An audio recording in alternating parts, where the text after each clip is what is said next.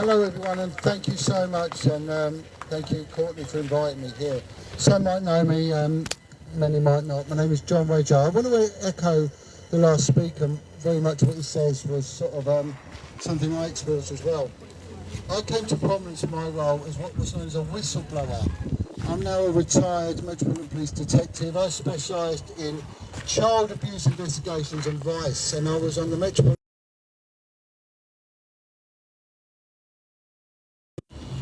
My angle is slightly different, but it's the same. I dedicated my career into the protection of children, and there is a systemic failure when it comes to our kids. And there's many reasons why. The devil does things for more than one reason. I was on a case in which I was sent to a secure unit because there was a little girl who made allegations that she was, I'm not endorsing the term, but I'm going to say it as I know it, being pimped out. The police sent me up there to tell her to shut up because she kept making allegations that gangs were taking her out and making her work on the street as a prostitute from the age of 13. So the police's way of dealing with it was send me to tell her to shut up. I went up there. If I say that girl was that high, it'd be an understatement. She was tiny. She was addicted to heroin and crack cocaine. She was known to the system, to the police, to the social services, to many NGOs, yet nothing was done. I went over there, I spoke with her, she said, John, I'm not lying. There's not just me, there's others. They pick us up, they take us to hotels, they take us and trade us in crack houses, and at the end of the evening, we're taken to posh restaurants and we're traded. They get traded for 10 rocks a time in a crack house, they're sold by the hour in the hotels, and at night in wealthy Arab restaurants, they're traded for £2,000 a piece. Every single day, no one was looking at it. And I was told to tell her to shut up. I went and saw her friend was smaller than her. She told me exactly the same. She gave me two names, and on it went. In the end, the indictment for the case involved 36 kids. In the borough of Westminster, where we were told there were none. No one was dealing with it. There were allegations of police officers involved, there were allegations of judges, all sorts. When you're dealing with criminality, it usually is a result of the working in the lower classes. But when you're dealing with crimes against children, it's across the board. It knows no boundary. And this is where the silence comes in. Because when you're dealing with those who are kids, they are emotionally broken, disturbed individuals. And they come from every single class and every single race and every single monetary bracket. And there is a need to silence this crime. I put the findings of what I found about kids on the street. Now bear in mind, Al Mayor and those before him, Sadiq Khan, Boris Johnson, Ken Livingstone, they never ever had kids as priority. Never. I put the findings to a senior officer about what was going on the streets of London in the shadow of Parliament, streets away from Westminster. I was told by someone who went on to become a leading senior police officer in this country, John, you must shut the F up. What you found will destroy us, past, present and future. You have no idea who or what you're dealing with. You shut the F up. If you don't, you will lose your home, you will lose your job, you will lose your children. Never look into this again. That was the police's response to children involved in vile criminality. I went on to a child protection unit.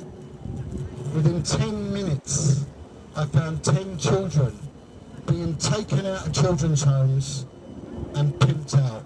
By the end of 3 days, I found 52 children. They aged from the ages of 9 to 14. Most of them had Class A drug addictions, crack cocaine and heroin, although it started with cannabis. That was a gateway to get them hooked. Once they're hooked, they got them. A lot of the kids had life-threatening diseases such as HIV, AIDS, contagious tuberculosis and hepatitis C. They were living abhorrent lives. One young boy. Now, this is different to the national narrative when they blame Kashmiri minicab drivers and young white girls. It's not. What I found was kids of every ethnicity, right, and gender. And those that were doing it were as diverse as a population of this city. We are told that there is not one case in this city, which is the third most densely populated in Europe, the most diverse city in the world, and we're told there's nothing to look at, move on. When we look at kids, they are just a cash cow for the legal system. From cradle to grave, people make money out of the misery and the suffering of children. From the family courts, they make money. There's no need to cure it in the family courts, because they lead through to the juvenile courts, which lead to the magistrates' courts, the Crown courts, and ultimately the coroner's courts. Barristers, when they represent these families and everything else, charge £450 an hour. You need to pay for justice. There is no incentive to deal with this matter. 80% of young men in our prison come from abusive childhood backgrounds. It is money making from cradle to the grave. I then went on to make allegations of corruption against the police. I was arrested 9 times. They tried to put one of my kids into care. I had my bank account shut down. So indeed, I nearly lost my home, my job and my children. I now campaign for the rights of victims and survivors. I do a lot with people that have been in and out of prison, and the stories are all the same. They've been let down right from the start. I speak out now, and I've made a lot of media coverage in the fact that I have challenged our mayor and I've called him a liar. In return, he called me a malicious liar because I spoke the truth. The police have been covering this up at the highest possible level, because child abuse on this level controls global politics. Don't ever get that wrong. These children are a commodity. We no longer see the police on the streets. We once saw them. Police stations were geographically positioned in the centre of town so that everyone had equidistant access to policing. They're now gone. Police stations are on the outskirts. They've moved themselves geographically. That's a pun. And the fact that as much as they've moved themselves away from the streets, from us, the public, and from their policing responsibility. They prefer degrees to common sense now. They don't get out their cars, they don't walk the streets, they don't work on intelligence. I was told there were no children engaged in this terrible criminality. So I put out a challenge on the news the other night. I challenged Sadiq Khan. Prove me wrong. You prove me wrong. I challenged Sir Mark Rowley and pleaded with him to do the right thing.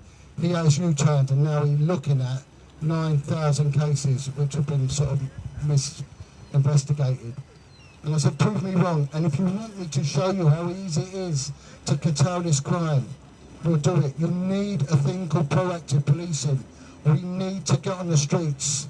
So I put my money where my mouth was, and I went out with an investigative journalist. I went onto the streets of the East End of London and on an unholy hour, and I found within 90 minutes a girl who had been working as a prostitute since the age of 14 and was addicted to crack cocaine when I was told there was none. Within 90 minutes. Within 2 hours, there were 3 more kids aging from 12 upwards on the streets working, being exploited, being groomed, whatever. They were there. And I asked them, where are the police? We never see them. We never see them. We pay good money to be policed, and we are being let down monumentally.